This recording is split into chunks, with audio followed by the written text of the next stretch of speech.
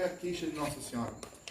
Nossa Senhora disse o seguinte, olha, muitas pessoas estão indo diante do Santíssimo Sacramento, está lá o ostensório, o sacramento, mas estão tíbias. Sabe o que é tíbia? Tíbia? Tíbia pra mim. Ah? Tíbia pra mim é o osso.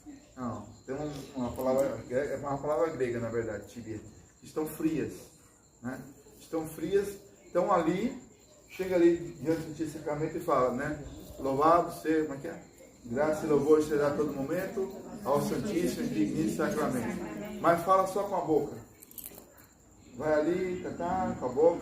Coração, nada. Cabeça, na melhor das hipóteses, está nas panelas. Na melhor das hipóteses, né? Está viajando em outro campo. Então o corpo está presente, mas o amor não está. O espírito, a cabeça, não está. Então Nossa Senhora pediu que o Francisco sofresse as dores e aquela penitência pela conversão daqueles que vão adorar Jesus na Eucaristia. Olha só que interessante, quer dizer, aquelas pessoas que vão adorar o Santíssimo Sacramento ainda estão precisando, muitas estão precisando de uma conversão. Uma conversão interior, né? Aí a gente se faz exame de consciência, né? Poxa vida, mas se essas pessoas que vão diante do Santíssimo Sacramento, precisou Francisco sofrer um ano, né, uma doença, pela conversão deles, imagine eu como é que eu estou. Entendeu? A gente faz um exame de consciência disso daí, né? Então o Francisco, como é que Nossa Senhora falou? Olha, para que as pessoas que vão diante do Santíssimo Sacramento possam fazer uma adoração fervorosa. Aí é que está o ato de conversão, né? Já a Jacinta, ela sofreu pela conversão de um Papa. Olha só, hein? A conversão de um Papa, ou melhor ainda, para que esse Papa fosse fiel à missão dele. Porque ia ser muito difícil para esse Papa ser fiel à missão dele. Quem seria esse Papa? Bom, a Igreja Católica, de modo geral, ninguém sabe. Pode ser um Papa que ainda virá? Pode. Pode ser um Papa que já passou? Pode. Porém, o Papa São João Paulo II, ele acreditava piamente que o Papa da Jacinta era ele. Por vários detalhes que a Jacinta contou do Papa, que ele ia sofrer muito. Ela viu uma cena onde as pessoas jogavam muito, não é piada, não sabe falar piada, blasfêmios, ofensas diretamente assim contra ele, atiraram pedras contra ele, entendeu? Então, toda a aprovação que a Jacinta falou que esse Papa iria passar, ele sentiu na pele, praticamente, o Papa São João Paulo II, né? Que ele foi muito perseguido, inclusive quando ele foi bispo, quando ele foi padre, né? Primeiro, o nazismo perseguiu ele, quando ele foi padre. Depois, o comunismo também perseguiu ele. Então, ele foi perseguido dos dois lados, né? Todo mundo... João Paulo II, né? E depois que ele virou Papa também, né? Eu vou ser sincero, uma cidade, não vou dizer qual é aqui do Brasil, eu fiquei assim, horrorizado. Eu cheguei vendo uma missa, né? Um padre falar na homilia, um padre da Televisão da Libertação, por que esse desgraçado não morre logo? Zangado. Eu falei assim, meu Deus, uma homilia. Imagina isso, hein? Não foi aqui não. Mas foi numa cidade do Nordeste. E eu cheguei assim e falei assim, será que eu estou dentro da Igreja Católica mesmo? Será que eu não errei a porta? Eu fiquei olhando assim, o povo todo assustado, né? Mas aí, e não foi só um não, eu vi outros também, em outros lugares do Brasil também. Eu ouvi falar que tinha muito ódio dele. Então blasfemavam, brigavam, xingavam. Então, por causa de tudo isso, o Papa João Paulo II dizia o seguinte, olha, eu acredito piamente que eu sou o Papa que é a Jacinta. Então ele tinha uma devoção pela Jacinta e ele fez até uma oração lá em Fátima, agradecendo a Jacinta por ter sofrido por ele. Isso aí já foi o terceiro segredo, já é uma outra história, né? Mas eu estou falando aqui da Jacinta. Agora, tudo isso que eu contei foi suficiente para beatificar Francisco e Jacinta? Não. Não foi suficiente. Por quê? Porque a igreja só canoniza crianças diante do martírio. Então, o que o Papa João Paulo II fez? Houve um milagre. Uma criança, dela aí, 4. Mesma idade dela não, 4 anos. Né?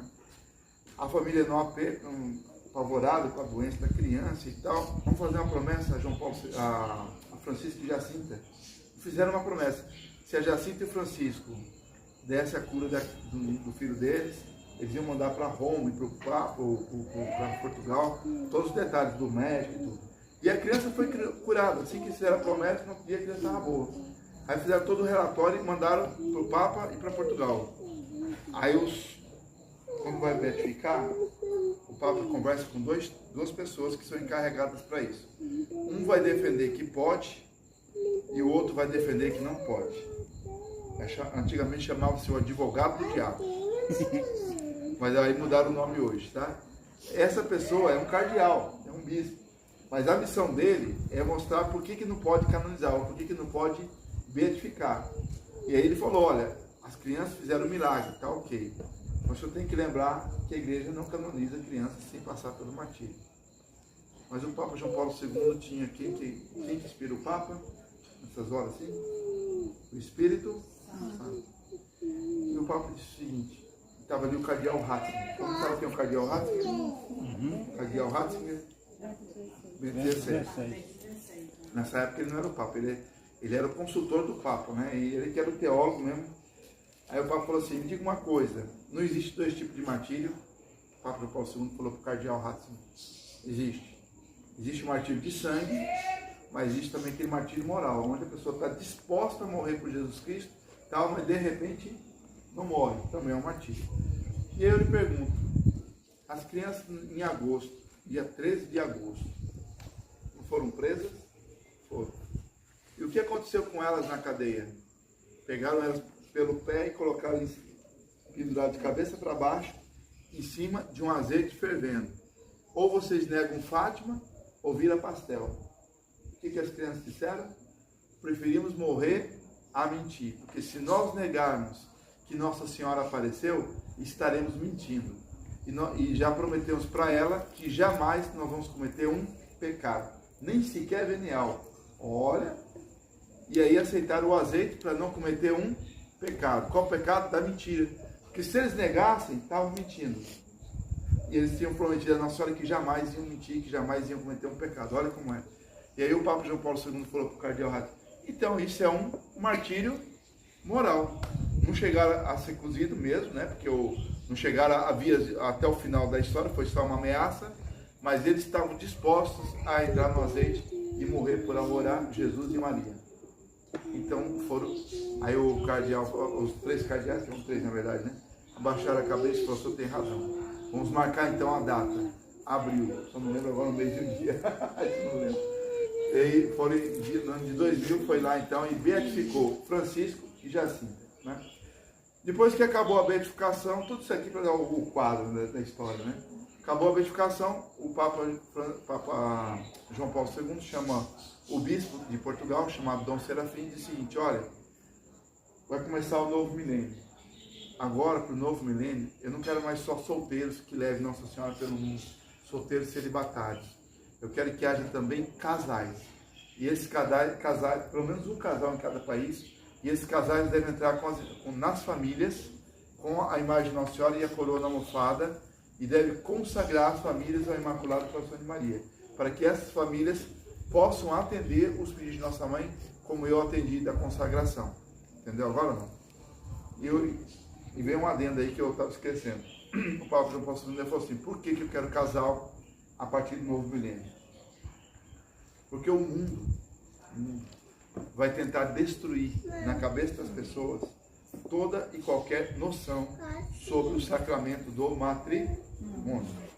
E o fato de um casal entrar numa casa levando Nossa Senhora, o fato das pessoas verem um casal, para muitas pessoas será uma visão de esperança, uma visão de confiança. Não, ainda existe casais que são fiéis a Deus, que levam a mensagem de Nossa Senhora. Então é um exemplo de fidelidade. Né? Só o fato de entrar um casal, hein? Imagina. Por quê? Porque vão tentar destruir na cabeça das pessoas a noção daquilo que Deus deixou do casamento, do sacramento matrimonial, entre um homem e uma mulher. Onde Deus uniu, o homem não pode se separar. Né? É interessante, né, isso aí. E esse bispo Dom Serafim, então, para cumprir a obediência ao Papa João Paulo II, convidou alguns casais para a Europa e convidou um casal no Brasil, e que esse casal deu meu nome para lá e também nos convidou para fazer essa missão. Né? E hoje nós temos 22 anos de casado, 22 anos que acompanhamos as imagens de Nossa Senhora. Aquela parte lá que eu falei e tal, eu estou contando que vocês já conhecem já. Né? Eles não conhecem, mas eu, para não ficar muito repetido, não vou contar hoje. Depois, se vocês quiserem saber os detalhes, vocês entram no Instagram, em outras visitas, que eu conto o detalhe, como foi o convite, como é que foi o milagre que nos motivou a consagrar nossa vida a essa missão, tá certo? Um detalhe interessante, agora isso aqui é uma conjectura minha, tá? Sabe o que é uma conjectura minha? Uma conjectura é assim, ó, é uma dedução minha, Sherlock Holmes. Por que o Papa, depois no ano 2000, foi beatificar Francisco e Jacinta, acabou a beatificação e dá aquele clique? Vem cá, bispo, vamos fazer uma missão de casal para incentivar as famílias a rezar o texto, a consagração, e eu quero uma família porque representa um casal porque representa a família, ou como ele dizia, a igreja doméstica. Por que ele teve esse clique na beatificação de Francisco e Jacinta? Se a gente pegar a história de Jacinta, não a história de Fátima, mas a história da Jacinta, onde ela tem algumas conversas com Nossa Senhora, a Jacinta fala sobre isso. Para a irmã que está cuidando dela, a irmã que eu digo freira, né? Ela diz assim: ai, minha irmãzinha, haverá dias que as modas serão imorais.